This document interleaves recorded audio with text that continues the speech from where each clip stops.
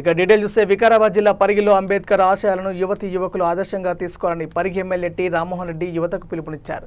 వికారాబాద్ జిల్లా పరిగి మండల పరిధిలోని కుదాన్పూర్ గ్రామంలో అంబేద్కర్ విగ్రహ ఆవిష్కరణ చేశారు. గ్రామంలో అంబేద్కర్ ఆశయవాదులందరూ వాడవాడన ర్యాలీ నిర్వహించి అనంతరం అంబేద్కర్ విగ్రహం దగ్గరికి భారీ సంఖ్యలో చేరుకున్నారు. ఈ సందర్భంగా ఎమ్మెల్యే రామ్మోహన్ రెడ్డి మాట్లాడుతూ ప్రతి పేదవాడు రాణించాలంటే మార్గం గ్రామాలలో ఉండి ఖచ్చితంగా చదువుకున్నప్పుడే జీవితాలు అభివృద్ధి సాధించడం జరుగుతుందని పేర్కొన్నారు. చదువు గురించి, చదువు విలువల గురించి గ్రామంలోని ఓ సంఘటనను ఉదాహరణగా చెబుతూ ప్రజలకు అర్థమయ్యే విధంగా ఎమ్మెల్యే రామ్మోహన్ రెడ్డి వివరించారు. ఈ కార్యక్రమంలో డీసీసీ ప్రధాన కార్యదర్శి హనుమంతు ముదిరాజ్, డీసీసీ ఉపాధ్యక్షుడు లాలుకృష్ణ, పరిగి మండల మైనార్టీ యోజన కాంగ్రెస్ అధ్యక్షుడు అయూబ్, డీసీసీ కార్యదర్శి రామచందర్ తదితరులు పాల్గొన్నారు.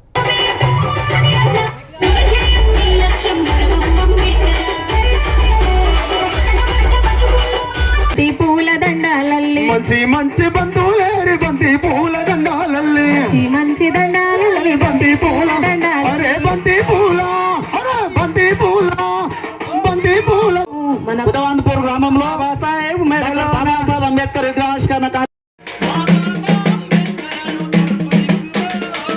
అందరూ కూడా చదివిస్తాం. భగవంతుడు అందరికీ సమానమైన మేధస్సును ఇచ్చిండు. గొప్ప కులపులకు పెద్ద మేధస్సు, చిన్న కులపులకు చిన్న మేధస్సు ఇయ్యలే.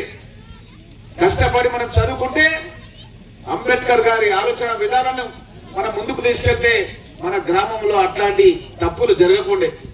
అందుగురించి ఏమైంది, ఆయనకు అంబేద్కర్ గారు రాసిన రాజ్యాంగం ప్రకారం ఏమైందంటే ఇప్పుడే అడిగిన అయ్యను ఎక్కడ అంటే సజా అయిపోయింది సార్, జీవితాంతం అన్నాడు. జీవితాంతం సజా అంటే తెలుసు కదా, ఇక మళ్ళా వచ్చడం ఉండదుగా, అంతే యావజ్జీవ కారాగార శిక్ష పడ్డది. అంబేద్కర్ గారు రాశారు, ఎవరైనా తల్లిని కొడుతారంటే మీ సంగతి అంతే, తల్లిని మాత్రం కొట్టకుండా ఆయన ఎవరు కూడా. ఏం చెప్తున్నా, తల్లిదండ్రులను మనం పూజ చేయాలి కానీ తల్లిని మాత్రం కొట్టకూడదు. కొట్టారమ్మా తప్పుగా అట్లా జరిగింది మన గ్రామంలో.